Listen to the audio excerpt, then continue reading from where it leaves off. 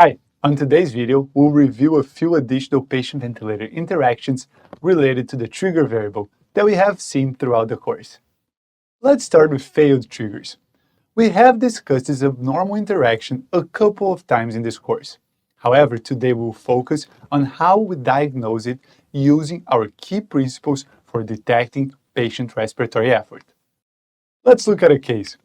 Remember that on expiration, all the ventilator does is to apply PEEP. Therefore, you can think of this phase as being pressure limited regardless of the mode you use.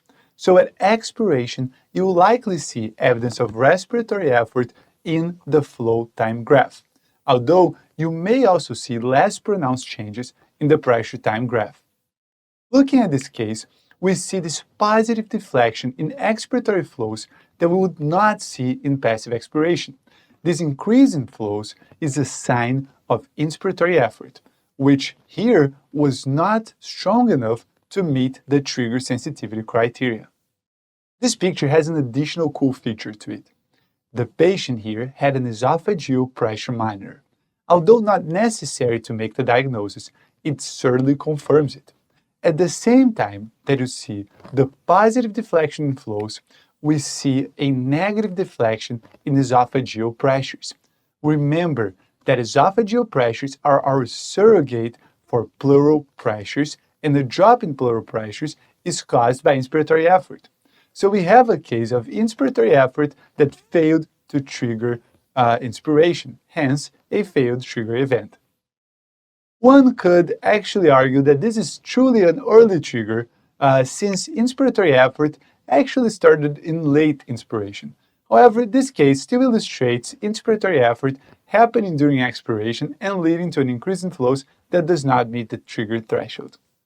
We have already discussed how failed triggers can arise from the presence of auto-PEEP, excessive sedation, neuromuscular weakness, or an inappropriately set trigger threshold that is too high. I've mentioned before that treatment will be to address the contributing factors. To bring something new to our discussion, I wanted to comment on another possible treatment for this abnormal patient-ventilator interaction. We have mostly talked about a drop in airway pressures or the detection of positive flows as commonly used trigger variables. However, there is a mode called neurally adjusted ventilatory assist that uses an esophageal catheter containing electrodes that monitor diaphragmatic electrical activity. In this mode, the trigger variable is a certain microvoltage increase in diaphragmatic electrical activity. By relying on the electrical activity of the diaphragm and not on the mechanical results of inspiratory muscle activation, this mode may provide an alternative solution to failed trigger events in some patients. Lastly, let's revisit the concept of false triggering, which we discussed in our first module. A false trigger occurs when the trigger threshold, for example, the occurrence of positive flows of 2 liters per minute during expiration, is met in the absence of patient effort. Look at this case of a completely passive patient where the ventilator circuit got disconnected from the endotracheal tube.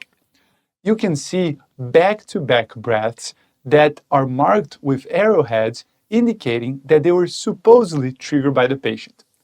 Let's understand why disconnecting the circuit from the patient leads to these false triggered events. The pressure inside the circuit on expiration will be set PEEP.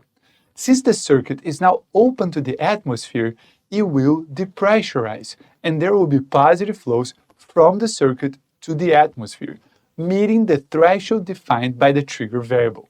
So a new inspiration is immediately triggered. When inspiration is over, expiration starts again, and again there will be positive expiratory flows with depressurization of the circuit.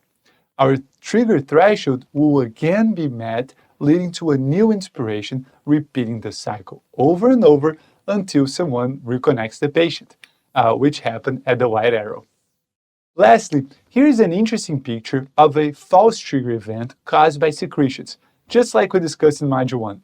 What is interesting here is that this patient also had an esophageal pressure monitor, so we can elegantly confirm that the fourth breath, which the ventilator marked as being patient-triggered, was a false trigger event, since we do not see any drops in pleural pressures that would have been present had the patient contracted their respiratory muscles. That is it for today. Next week, we'll review abnormal interactions related to the mismatch between the amount of support delivered by the ventilator and patient's demand. I'll see you then.